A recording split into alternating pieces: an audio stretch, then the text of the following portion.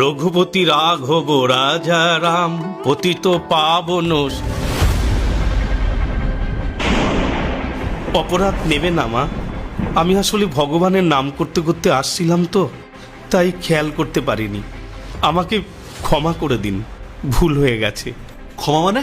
আপনি কি অন্ধ নাকি? গেরুয়া পোশাক পরলে সবকিছু হয়ে যায়? দেখুন তো আমার স্ত্রী কতটা লেগেছে, কি অবস্থা করলেন আপনি ওর।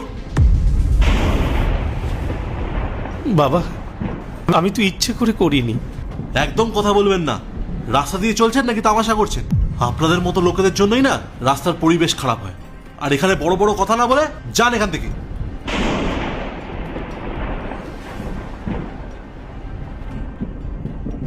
রঘুপতি রাঘব রাজা রাম পতিত পাবন সীতারাম।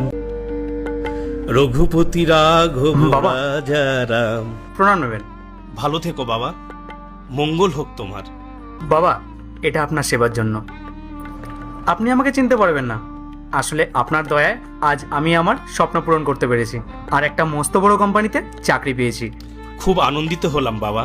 মানুষের যখন সুসময় থাকে মানুষ তখন খুব উদ্যত হয়, কিন্তু তুমি এই সাফল্যের মাঝেও এই দিন সাধুকে মনে রেখেছো, এটাই তোমার বড় গুণ। ঈশ্বর তোমার আরো মঙ্গল করুক। আপনার আশীর্বাদ যেন সবসময় আমার মাথায় থাকে। আমি চলি বাবা, সাবধানে যাবেন। হে ঈশ্বর, কেউ আমাকে অবজ্ঞা করলো, আবার কেউ সম্মান। আসলে মানুষের নিজের মন যেমন, সে জগৎকে ঠিক সেইভাবেই দেখে। ইন্দ্র, তোমার প্রয়োজনীয় সব জিনিসগুলো আমি গুছিয়ে ব্যাগে ভরে দিয়েছি। আর শোনো, ওখানে পৌঁছে যেন প্রথম কলটা আমাকেই করো, মনে থাকবে তো? আরে হ্যাঁ বাবা, আমার একদম মনে থাকবে, তুমি অত চিন্তা করো না।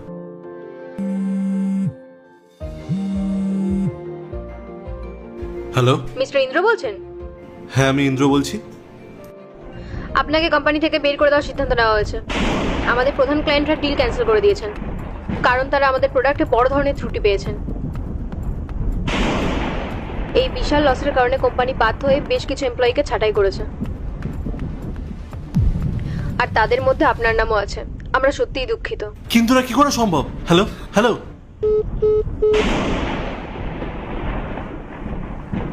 কি হয়েছে ইন্দ্র? এরকম মুখ করে দাঁড়িয়ে আছো কেন? কিছু হয়েছে? আমার চাকরিটা আর নেই স্নেহা।